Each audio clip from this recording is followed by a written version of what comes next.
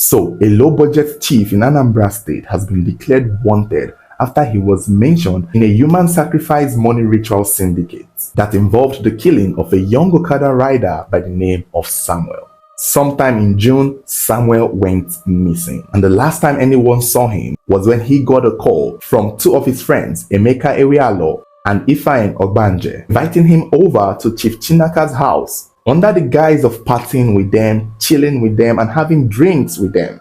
Samuel the Okada man, upon receiving this call, was excited, and so he quickly rode his bike to Chief Chinaka's house, and that was the last time anyone saw him alive. According to what was said, the moment he got to Chief Chinaka's house in his sitting room, he was ambushed. Chief Chinaka stabbed him, while Ifeanyi Ogbanje was the one who shot him on his head, killing Samuel instantly. And just like an abattoir, they began butchering this young man into pieces. They took the part that they needed and threw the rest of his body into the river. Chief Chinaka ended up giving these two men 40,000 naira each as compensation in their role in killing the Okada man. He took the vital parts that he needed, the hands and legs and the organs of this Okada man, to where and what he needed to use it for, because at this point we don't even know what was the aim of that killing. However, in their confession, in the video circulating, they mentioned that all three of them, including the chief and another young man, about 5 of them, were in a court, in a syndicate, that they had gone to meet a native doctor who bounded them by swearing an oath that they would never expose each other and they would stick together in doing this ritual human part dealings. So basically, this is a syndicate cult of some sorts, because they are bounded by oath. After they killed Samuel, they ended up giving his bike to to another young man who broke it into parts just so that they could not trace it. They did their best to cover their tracks, but it seemed as though Samuel had told somebody where he was going to, and that was how the police were able to figure out who and who to go after, because it was not Chief Chinaka that called him, it was either Ifeanyi or Emeka that did the calling. And so it's one of those things where you talk to somebody on the phone and he quickly tells another person, oh, I'm coming, I want to go and chill with my boys. Because if he's chilling, if he's going to have fun, he will most likely have told somebody before he left. But through intelligence and a tip off, the police were quick to arrest Ifeanyi and Emeka. And that was where they were beaten up by the youths before being handed over to the police, after they made the confessional video admitting to killing Samuel and pretty much directing the youths to where the crime happened, which was in the sitting room of Chief Chinaka. And the youths were said to have stormed Chief Chinaka's house and destroyed it, burning it to the ground. As at the time of making this video, only Ifeanyi and Emeka seem to have been caught and arrested. The native doctor is still on the run. The low-budget chief is still on the run, and I don't see him running very far. Unlike the one from Enugu, this one don't have enough money to get to the border, so he will most likely be in another neighboring village or another neighboring house or somewhere else. It won't take long before they catch him, unless he will blend into the poor, which I think he will do very well if he goes into one of those impoverished communities and just blend in. He doesn't look like a typical chief, in my opinion. He probably inherited this title, but eventually I know he will be found and caught. It shouldn't even take that long to catch him, unless he blends in. Now, for the native doctor, it's unclear. I have a feeling that the body parts, he may have taken them to that native doctor. It could have been that this was organ harvesting or still rituals, because the thing is, these body parts are being sold to ritualists. It took me a while to understand that all these ritual killing and human parts syndicates, they sell these body parts to native doctors. And the people who buy these things are those Yahoo boys, politicians, people who are looking for miracles, people who are looking for magic, people who are looking for wealth, end up buying these body parts with hopes that it will give them something. Because there was another story that we are currently checking that was reported to have happened in Ebonyi State, in Abakaliki, of a man who went to dig up his late brother's grave from 2 years ago. The brother who died 2 years ago, this man went there, dug the grave, and sold his brother's skull to a native doctor for 12,000 naira, 11,000 naira. the Samuel Okada man that was killed in this case, how much did they pay the other two people? 40,000 naira. Which one of them said he ended up buying a fertilizer for his farm with? So Samuel's life was worth a fertilizer. And in the case of the Eboin gravedigger, his brother's remains was worth 11,000 naira. One of the things that shocked me the most about these kinds of cases is the amount of money people are willing to take to kill another human being. Are you kidding me? I might be reaching, it is not right to kill, but it's understandable that somebody was pressured into doing evil.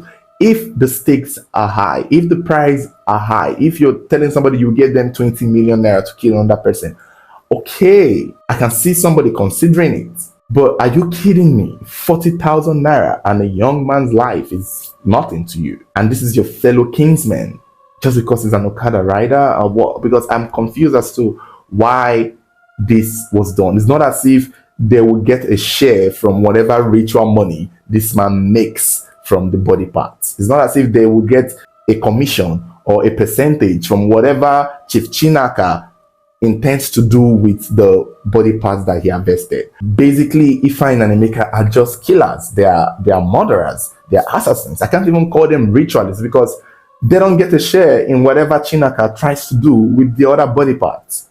He's like, hey, what's up? The two of you come over. We've taken an oath. Get me somebody, bring them here, and let's kill them and use their body parts. I'll give you both 40,000 naira each. And that is the end of your deal. That is it. And you're gone. And then you throw somebody in the bus, kill them for 40,000 naira. Wow. It's surprising. It's things like this that would make you question your own reality. How much is your life worth? How much is my life worth? How much do they need to promise my friends before they send me over to my death, before they lure me to my doom, before they poison my drink and cut my head and give it to a money ritualist? Like, how much is it?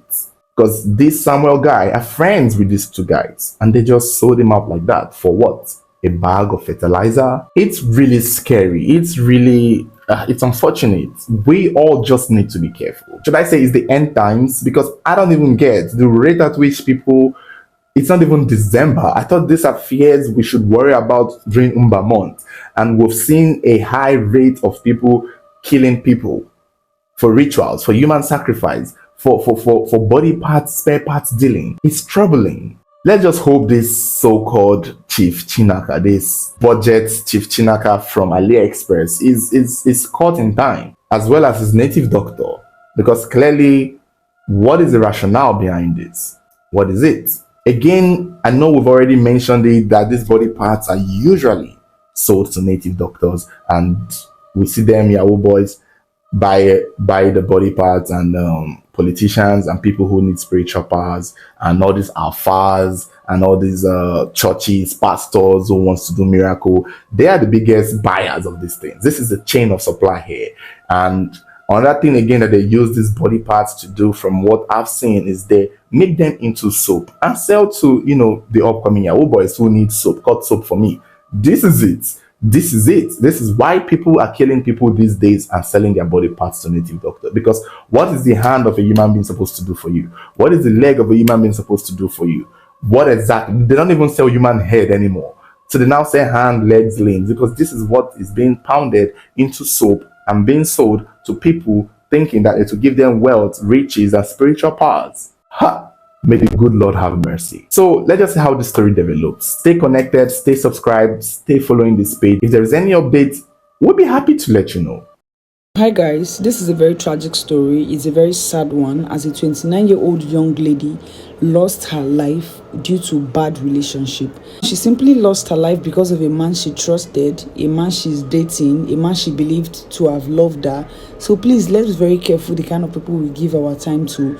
Let's be careful the kind of men we love, the kind of women we love. Let's be very careful with our life generally. As much as you love yourself to the point that you are very careful and cautious about the people you love, the people you trust. Now, this is a story of a 29-year-old woman by the name of Elohor Enyorosa.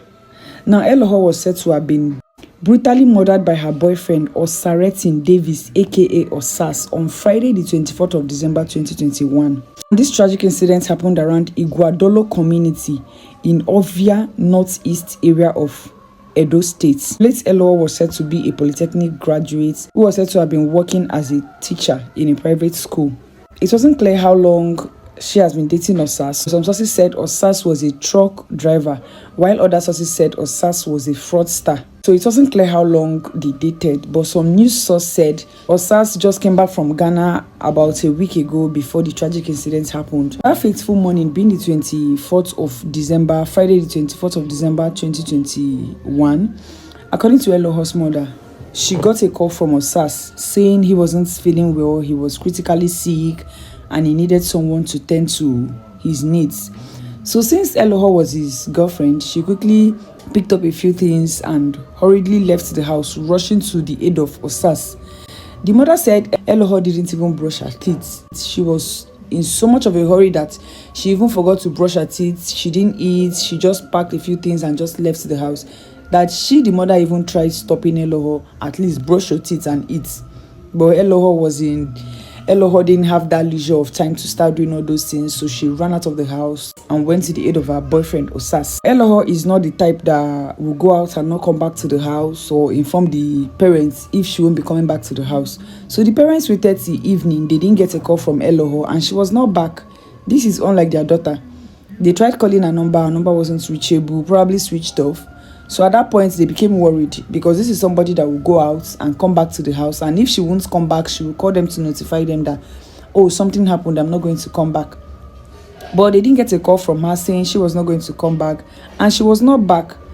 So the last place the mother knew Elohor was going to was her boyfriend's place, Osas. So she and the husband quickly rushed down to the house of Osas. When the parents got to the house of Osas, they met Osas's landlord. And Osas' landlord took them to Osas' room. When they got to the room, there, to their greatest surprise, as they opened the door, they found their daughter lying lifeless in a pool of blood on the floor with both knife and machete cuts on her body. The wall and the bed were both stained with blood, more like she tried to struggle or fight through it. This was a girl that just left the house hours ago, that she was coming to tend to her boyfriend's need, only for them to come and see her lying lifeless. At that point, I believe the parents must be very devastated. They will be so heartbroken. I don't even know how they'll be feeling at that moment, because a girl who just left the house, that she was going to tend to her boyfriend, only for them to find her dead, lying lifeless in a pool of blood. That must be very heartbreaking and devastating for them. However, Osas was said to be nowhere to be found. The boyfriend who she came to visit, who was sick or who claimed to be sick, was nowhere to be found. Sources said they believe the reason why Osas killed her was for ritual purpose. However, it wasn't stated if he removed any sensitive part of her body, because as we all know, if it has to do with ritual, maybe they will cut off the head, the breast or something. They will take any sensitive part of her body for ritual. But in this case, nothing of such was mentioned if Osas killed her and removed any part of her body. However, sources believe that the reason why he killed her was for ritual purpose. While the mother was still there with the body, the father and the landlord went to the police station to report what has happened to his daughter. So the police accompanied them back to the scene and moved the body to the morgue, where they deposited it and started investigation. So as we speak, Osas has not been arrested. No news of the arrest of Osas yet, and this is almost 4 years since the incident happened. But there is no news about it yet. Nobody knows if he went back to Ghana, where he was said to have been living, or he is still in Nigeria hiding. So I don't know. If you know anything about Osas, whose true name is Osaratin Davids, please kindly drop it under the comment section to maybe help the police in their investigation, because this girl deserves justice. Yes, no part of Elohor's body was said to have been moved. No part of her body was mentioned that they cut off for ritual. But I, in a way, want to believe it's also for ritual purpose, because as we all know, most of our Nigerian men, once they travel to Ghana, they call it HK. Their major purpose for most of them going there is for Yahoo, and Yahoo Plus. So probably Osas went to Ghana for ritual purpose, and him coming back just 1 week after and killing his girlfriend.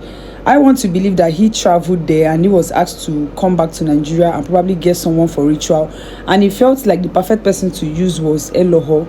That is my own opinion. I just believe in a way he actually killed her for ritual purpose. which is why I said try and love yourself. Loving yourself includes being mindful and careful of the person you are dating. Love yourself to the point that even the persons you are dating, if you see any sign of violence, leave that relationship, because all these things don't wake up and start happening in a day. You will start seeing little signs. It will start from the person hitting you, slapping you, probably breaking bottle. When you have a little argument, you have little misunderstanding, the person is breaking bottle, carrying knife, run away. Don't use your head to pay for something you're not supposed to pay for. Mere relationship, you're already dying inside.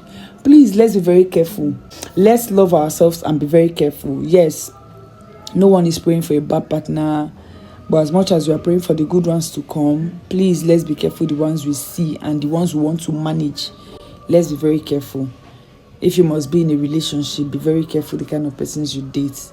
What is your take on the story? Please kindly drop it under the comment section. And if you have any information about Osas, kindly drop it under the comment section. And don't forget to share this video, subscribe to the channel, and have a great day. So hi guys, good morning, good afternoon, and good evening from wherever you're watching from. Now let's quickly talk about the case of 44-year-old Sibongile Precious Nkoso. Now this is a perfect definition or example of now who know you, they do you. So not so much was said to have been known about Sibongile, not so much was said to have been known about her love life, if she was single, married, or just living her life. However, she was said to have 3 brothers and their parents were late. On this particular story, our major focus will be on her 30-year-old younger brother, Mr. Luleki Nkosi. And this whole incident happened somewhere around Kabokweni in a Lanzini area of Opumalanga province, all in South Africa. The other 2 brothers of Sibongile were said to have been living in a place called Guaten. Not so much was said to have been known about Luleki, except for the fact that his neighbors see him as this calm, charming, sweet young boy who can't even kill a fly. They see him as this young gentleman. He is very calm, not a troublesome person, doing his own things. No one knew that this guy can be dubious. Some sources said in the elder sister, Sibongile was the one taking care of Luleki since their parents were already late. She was the one basically doing all his biddings, feeding him since he was a child and all that. So that fateful day being the 29th of May 2024, sources said Sibongile went to visit Muleki in his own place where he was living. And when she went to visit, an argument broke out between Sibongile and Muleki. And the major cause of their argument wasn't really known by anyone except for the fact that it had to do with food. Probably he did not give her food to eat, or she wanted to cook and she took time to cook, but it had to do with food. As the argument was going on, sources said Luleki attacked and killed his sister, chopped her body into pieces and buried her around the compound. Now, with what he killed his sister, he didn't mention whether he attacked her with a knife, a mortar pistol, or whatever it is he might have used. He didn't mention. He went mute. His other 2 brothers, whenever they asked of Sibongile, like they've not heard from her, they asked Muleki of Sibongile. Muleki will always cook up a story. Even the neighbors, whenever they asked of her, he would give them stories, and that was how it continued. Nobody suspected Muleki because he was this calm person. When he kept on giving the other 2 brothers stories of her whereabouts, they pretty much believed him, and they didn't file a case of a missing person, so no one suspected him. That was how Sibongile went missing for a full year, and nobody still suspected Muleki because his character or his personality didn't give that of a bad person, so no one suspected he could even do something like that. However, with time passing by, the brothers started looking for him. They started carrying out search to look for her. This has been almost a year. They've not seen their sister, so they started looking for her. And while they were looking for her, Muleki joined in the search. He was also part of the team looking for his sister, the same sister he had already killed. He was also looking for her. All the time the other 2 brothers were looking for her, he was equally looking for her. So it even made it more difficult for anybody to suspect him. Fast forward to 2025, on the 3rd of June 2025, Luleki stole a neighbor's laptop. So when he stole the neighbor's laptop, the person whose laptop was stolen called other neighbors and they gathered. They started questioning Luleki. While they were questioning Luleki, that was when he opened up and said he had something to confess. No one asked him. Probably his guilty conscience or something. He opened up and said he had something to confess, that he had something to do with the disappearance of his elder sister, Sibongili, that the whole thing has been troubling him, that he has to speak up. So they asked him, what was the problem? Tell us. And that was when he opened up and said he was the one that killed his sister, that the sister is not missing, that in fact he killed her. He even went as far as taking them to where he buried her. So they quickly called the police. The police came to the scene. They brought forensic experts and all that. So they exhumed the remains of her body for an autopsy test. I guess probably the forensic team wants to find out what he killed his sister with, or what may have led to the sister's death. He was charged to court.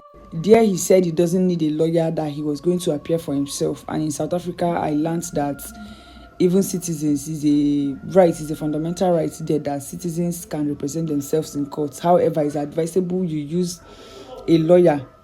But Luleke said he doesn't want to use a lawyer, that he would appear for himself. So they moved the court's hearing to August 2025. Till then, we will be waiting for an update. Please stay tuned with us. Whichever update that comes up, we're going to still relate it to you. So basically, my take on the story is, as much as I want to blame Luleki, I also see a soft spot on his end for him to open up and tell them he killed his sister. If he didn't say anything, nobody would know. But I believe because probably he is feeling guilty, or he may have loved his sister and the devil pushed him to kill her.